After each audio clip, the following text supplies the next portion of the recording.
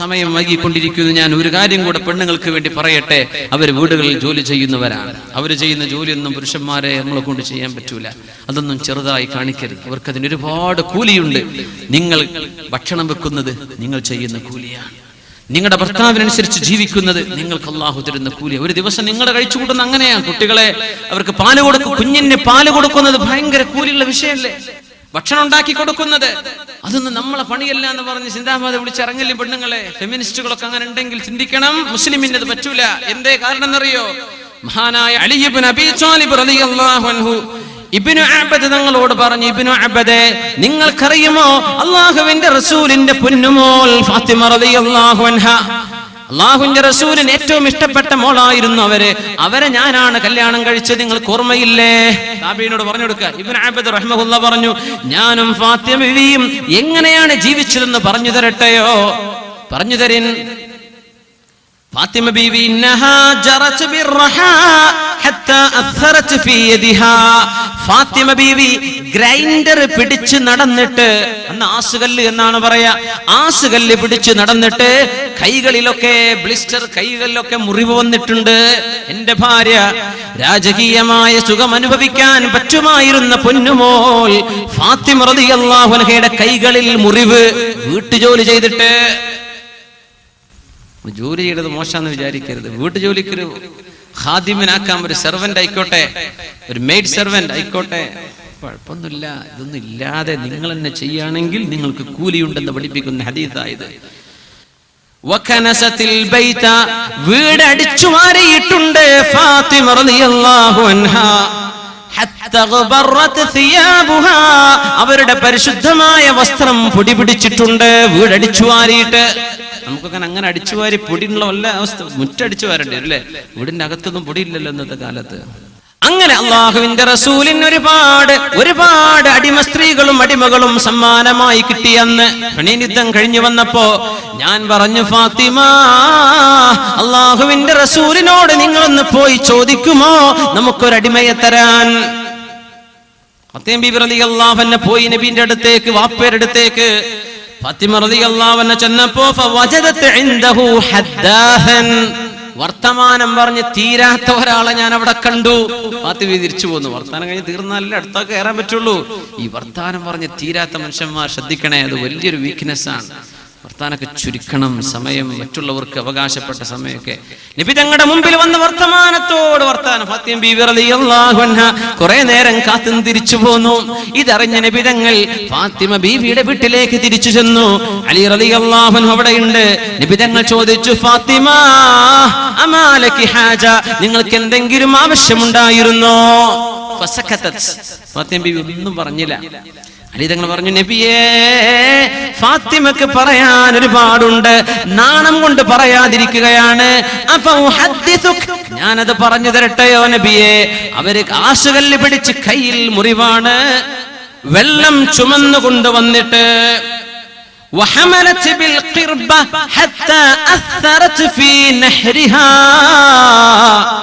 Beauty പാർലറിലേക്ക് ഓടി നടക്കുന്ന പെൺകുട്ടി, നീ ഇതൊന്ന് കേൾക്കണേ. ഭർത്താവ് അയച്ചു തരുന്ന പൈസ എങ്ങനെയെങ്കിലും ചെലവാക്കി തീർക്കാൻ വെമ്പൽ കൊള്ളുന്ന കുടുംബിനിയെ, നീ ഇതൊന്ന് കേൾക്കണേ. വെള്ളം കൊണ്ടുവരുന്ന തോൽപാത്രം തോളിൽ വെച്ച് ചുമന്ന് കൊണ്ടുവന്നിട്ട് കഴുത്തിൽ കല വീണിട്ടുണ്ട്, മുറിവ് വന്നിട്ടുണ്ട്. പൊന്നുമോൾ ഫാത്തിമ റളിയല്ലാഹു അൻഹക്ക് നബിയേ, അതുകൊണ്ട് അങ്ങേക്ക് ലഭിച്ച അടിമകളിൽ ഏതെങ്കിലും ഒരാളെ സഹായത്തിന് കൊടുത്താൽ ഈ പ്രയാസങ്ങൾ നീങ്ങി കിട്ടുമല്ലോ.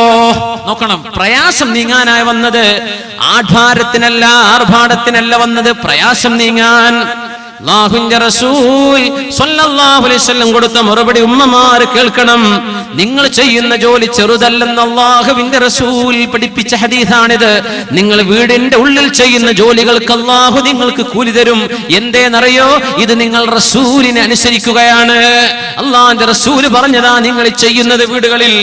ഇത്തഖില്ലാഹ യാ ഫാത്തിമ, മോളെ ഫാത്തിമ, നിങ്ങൾ അല്ലാഹുവിനെ സൂക്ഷിക്കിൻ ഫാത്തിമ. വഅത്തി ഫരീ അല്ലാഹു എന്താണോ നിർബന്ധമാക്കിയത് അതൊക്കെ നിങ്ങൾ ചെയ്തു വിട്ടണം മോളെ. നിങ്ങളുടെ വീട്ടുകാരുടെ ജോലികൾ നിങ്ങൾ ചെയ്തു കൊടുക്കണേ, വീട്ടിലെ ജോലി നിങ്ങൾ ചെയ്യണേ. അമല അഹ്ലിക്കി, ഭർത്താവിന്റെ വീട്ടിലെ ജോലി നിങ്ങൾ ചെയ്തു കൊടുക്കണേ. വഹ്മദി നിങ്ങൾ കിടന്നുറങ്ങാൻ ചെന്നാൽ മോളെ നിങ്ങൾ പറയണം, മോനെ അലിയെ നിങ്ങൾ പറയണം, 33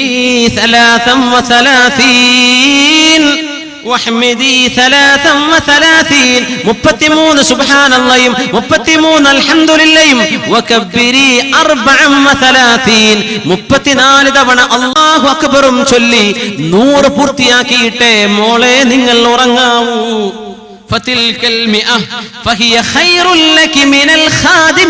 നിങ്ങൾ ചോദിച്ചു വന്ന വേലക്കാരനെക്കാളും വേലക്കാരിയെക്കാളും നിങ്ങൾക്ക് ഖൈറ് തസ്ബീഹ് ചൊല്ലലും അല്ലാഹു പറഞ്ഞത് ചെയ്യലും നിങ്ങളുടെ ഭർത്താവിന്റെ വീട്ടിലെ ജോലി ചെയ്യലുമാണെന്ന് മോളോട് പഠിപ്പിച്ചു കൊടുത്ത നബിയാണ് പരിശുദ്ധ റസൂലുള്ളാഹ് സ്വല്ലല്ലാഹു അലൈഹി വസല്ലം.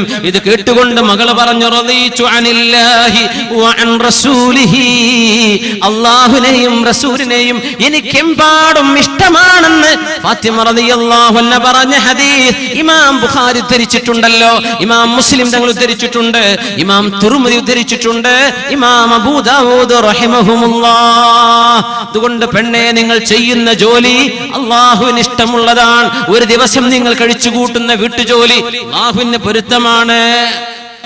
ഭർത്താവിന്റെ വീട് അത് കണ്ണൂർക്കാർക്ക് ബാധകല്ലല്ലോ ഉസ്താദേ അല്ലേ? അതിനിപ്പോ വേറെ പറയാണ്ട്, നിങ്ങൾ പറഞ്ഞാ പിന്നെ പോകാൻ വിടൂല നിങ്ങള്.